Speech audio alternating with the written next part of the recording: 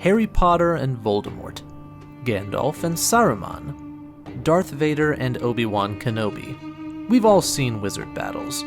Whether we're talking space wizards like the Jedi and Sith, or more traditional magic users, we all have some image in our heads of what a magic battle looks like. It's a staple of fantasy storytelling that's as old or even older than the genre itself. But where does this trope come from? At what point did people say, hey, fighting each other with swords and weapons and stuff is cool and all, but what if we got into some really crazy shit and threw lightning bolts at each other, or turned a lump of dirt into a dragon and just have it eat the other guy? Well, the first magic battle in recorded history wasn't really that far off from something like that. So you might be wondering, what was the first wizard battle in fiction? Was it from some Arthurian legend from medieval times? You'd be forgiven for thinking so, but no. Okay, then was it from some ancient Greek or Roman story? Again, no. Think even farther back than that. The first example of a magic battle that we have actually goes all the way back to the Bronze Age in an ancient Sumerian text from the 2nd millennium BC.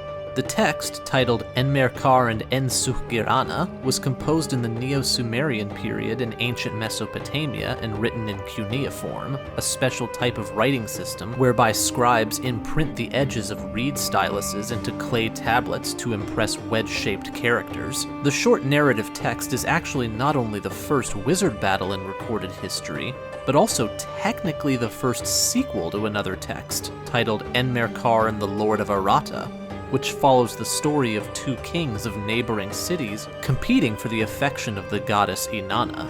The ending of the first text is lost, but the narrative continues in its sequel, wherein we find the first magic battle in the history of fiction.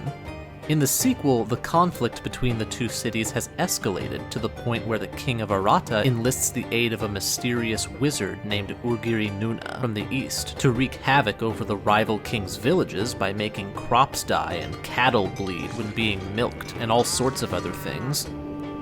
On that day, the animal pen and the byre were turned into a house of silence. There was no milk in the udder of the cow.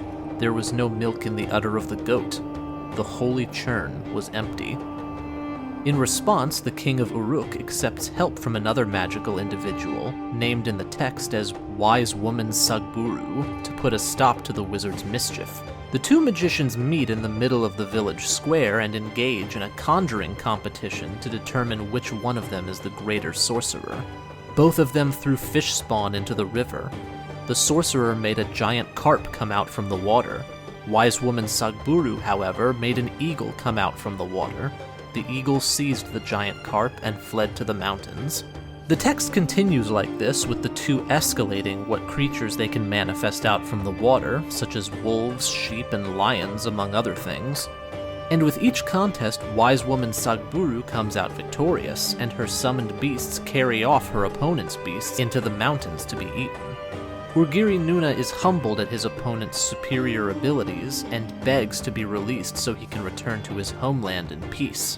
Wise Woman Sagburu said to him, "Sorcerer, you do have magical powers, but where is your sense?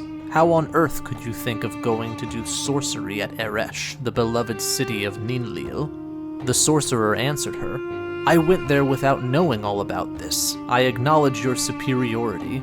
Please do not be bitter. Set me free. Let me go in peace to my city." Wise Woman Sagburu threw her prisoner into the Euphrates. She seized from him his life force and then returned to her city, Eresh. The narrative ends with the king of Arata submitting to the supremacy of the king of Uruk, and everyone lives happily ever after. Except the wizard that got thrown into the river. He probably didn't live very happily, or very long for that matter. So yeah, that's the first wizard battle in all of human history. It might not be quite as spectacular as the ones you see in movies and shows today, but for something written 4,000 years ago, it's an interestingly familiar start for an idea that has proven to stand the test of time.